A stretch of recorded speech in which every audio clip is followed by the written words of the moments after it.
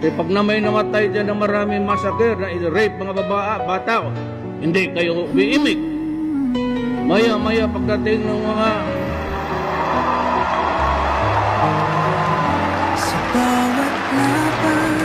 tuwing binabanggit ni dating Pangulong Duterte ang war on drugs, nagpapalakpakan po ang lahat. Standing ovation po ang Kongreso at ang Senado.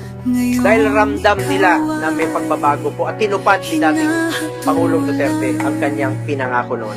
Standing ovation. Tapos bakit ngayon? Sinisisi siya. Bakit ngayon? Mag-isa na lang siya. Di ba kayo nakinabang?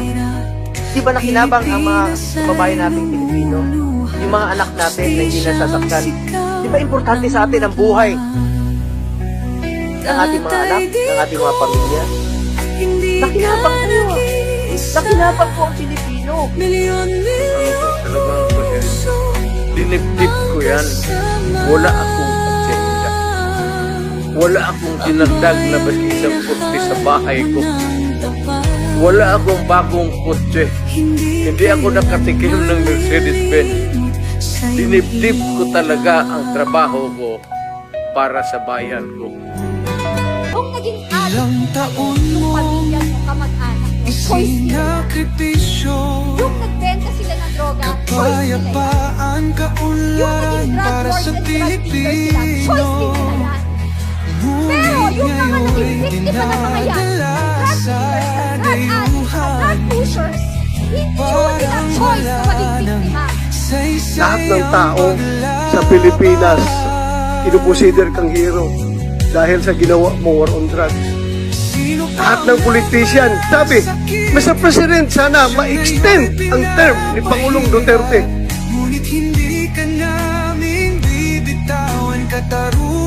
Ngayon hindi ako may-ari ng pera ng Pilipinas at tao. Ginagawa ko lang talaga ang paraan para maligayahan ang lahat. Para kayo. Para sa tao. Kung nakinig ko sa speech, hindi ako presidente para sa mga mayaman.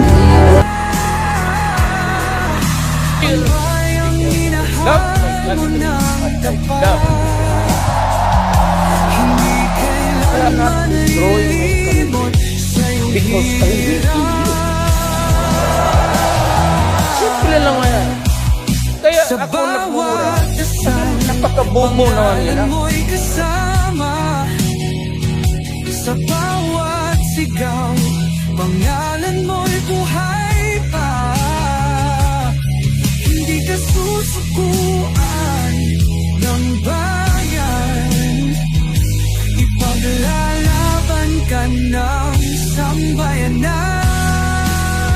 Tatay Digong, hawak kamay nating ipakita ang pagmamahal ng bawat Pilipino sa'yo.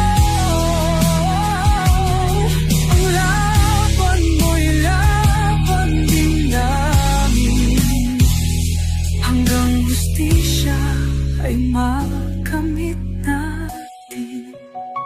Hindi ka nag-iisa, Tatay Digong. Ang pagmamahal ng bayan